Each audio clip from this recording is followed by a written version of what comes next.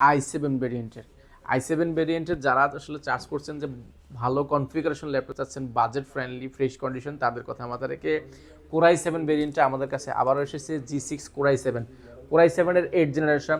এটাতে র্যাম হিসেবে ব্যবহার করা হয়েছে 16 GB র্যাম রয়েছে এবং 256 GB এসএসডি রয়েছে।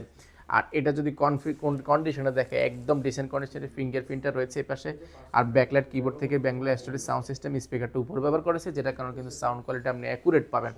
আর 13.1 ইঞ্চি ডিসপ্লে, এই দুইটা কিন্তু ফেস লক ক্যামেরা এবং ক্যামেরা শাটারটাও কিন্তু এখানে অ্যাভেলেবল রয়েছে।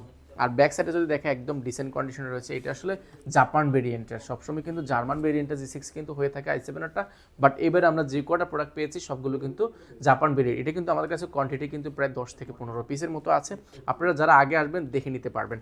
আর এটা যদি কন্ডিশনটা তো বলেই দিলাম, একদম ফ্রেশ কন্ডিশন। এর পাশে কিন্তু টাইপ সি পোর্টও কিন্তু চার্জ করার সুযোগ রয়েছে, সবগুলো পোর্ট কিন্তু অ্যাভেলেবেল রয়েছে। প্রাইসটা রেখেছি খুবই অফার প্রাইসে, 16 GB 256 GB দিয়ে প্রাইস রেখেছি মাত্র 37,500 টাকা।